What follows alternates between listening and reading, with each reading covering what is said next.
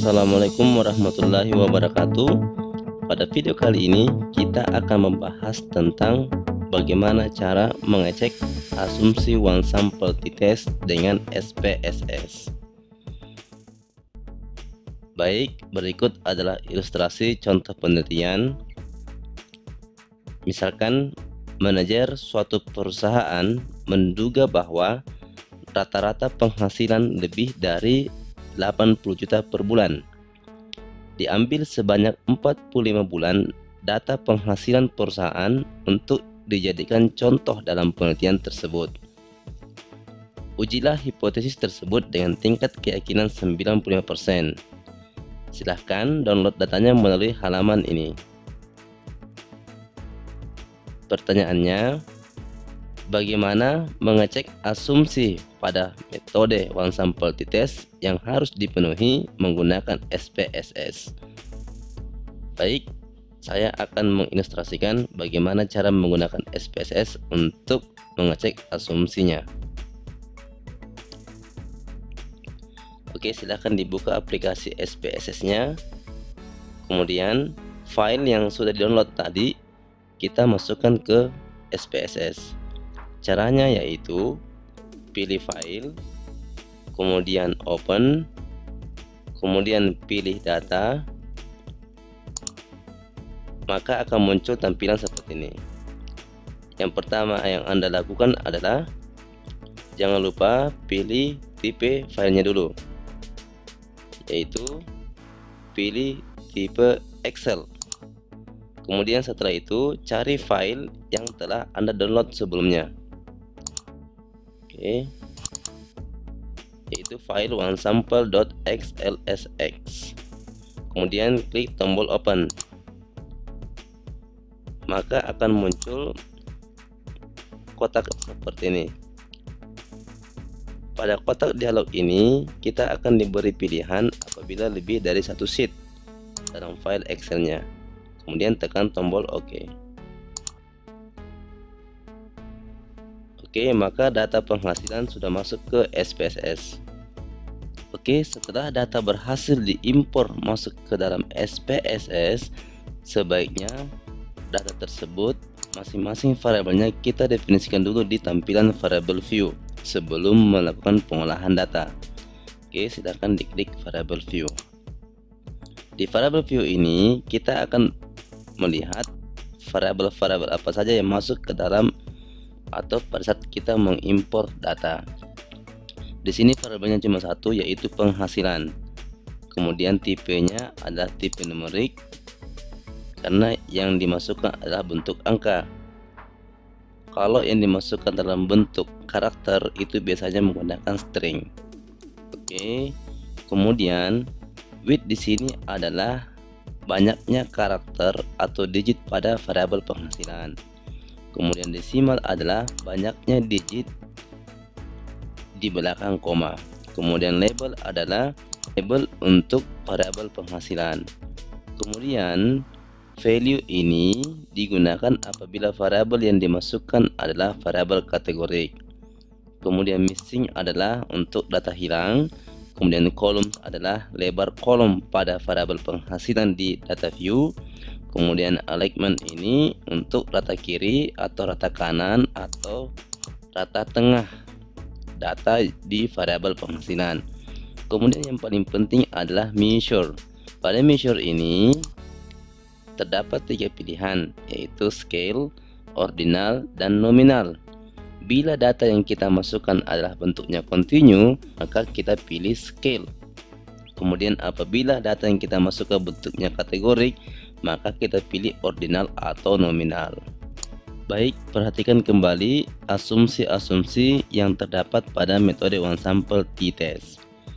Yang pertama, skala pengukuran pada variabel dependennya adalah continue, yaitu interval atau rasio. Baik, kita lihat di aplikasi SPSS-nya. Di sini kita ketahui bahwa variabel penghasilan ini merupakan data continue, yaitu data yang apabila dioperasikan secara matematik memiliki arti. Berikutnya adalah asumsi yang kedua. Asumsi yang kedua yaitu tidak ada hubungan antar amatan atau observasi. Oke, perhatikan kembali datanya. Maksudnya asumsi kedua itu adalah pengamatan yang kedua tidak dipengaruhi oleh pengamatan yang lain. Begitupun pengamatan yang lainnya. Misalnya pengamatan keempat nilainya tidak dipengaruhi oleh pengamatan sebelumnya ataupun setelahnya.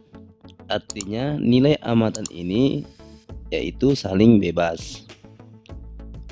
Asumsi yang ketiga adalah seharusnya tidak ada pencilan atau outliers yang signifikan. Baik, cara mengecek adanya outliers atau tidak menggunakan SPSS adalah kita akan membuat grafik, yaitu grafik block spot. Caranya pilih graph, kemudian legacy dialog, kemudian pilih box plot. Setelah itu pilih bagian simple, kemudian pilih summarize of separate variables, kemudian define. Setelah itu masukkan variabel penghasilan, kemudian pilih option. Oke, biarkan saja default seperti ini, kemudian continue, kemudian setelah itu tekan tombol OK. Maka akan muncul layar baru, yaitu layar output dari hasil pengolahan data. Nah, di sini sudah muncul dua tampilan, yaitu tabel yang menyatakan deskripsi dari penghasilan, kemudian yang ini merupakan block spot. Oke, pada tabel block spot itu kita bisa melihat apakah ada pencilan atau tidak ada pencilan. Dari output SPSS diperoleh bahwa tidak terdapat titik di luar dari block spot ini, berarti tidak terdapat pencilan. Salah satu contoh block spot bila terdapat pencilan adalah seperti ini, yaitu terdapat data yang tidak berada di dalam block spot ini, ataukah data ini jauh dari yang lain, maka ini disebut sebagai ada pencilan. Oke. Berikutnya adalah asumsi yang keempat, yaitu variabel dependen atau variabel penghasilan harus mendekati distribusi normal. Baik, sekarang bagaimana cara mengecek asumsi normalitas menggunakan SPSS? Caranya yaitu pilih analyze, kemudian pilih descriptive statistik, kemudian pilih explore. Maka akan muncul kotak seperti ini. Setelah itu masukkan variabel penghasilan di dependent list, kemudian pilih statistik. Oke, biarkan saja isinya seperti ini, itu defaultnya seperti ini dengan tingkat keyakinan 95%, berarti alfanya adalah 0,05 atau 5%. Kemudian continue. Setelah itu klik tombol plots, kemudian pilih none, artinya kita tidak membutuhkan grafik block spotnya karena telah dibuat sebelumnya. Kemudian centang histogram, kemudian centang normality plots with test, kemudian continue. Pastikan displaynya adalah keduanya, yaitu memunculkan statistiknya dan memunculkan plotsnya. Kemudian tekan tombol OK. Oke, maka akan muncul output seperti ini. Untuk mengecek asumsi normalitas, cukup kita memperhatikan tabel test of normality yang akan dijelaskan sebagai berikut. Pada output test of normality ini, metode yang paling sering digunakan adalah metode Kolmogorov-Smirnov.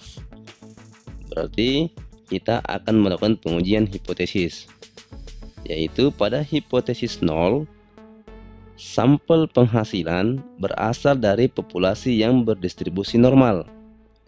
Sementara H1, sampel berasal dari populasi selain distribusi normal.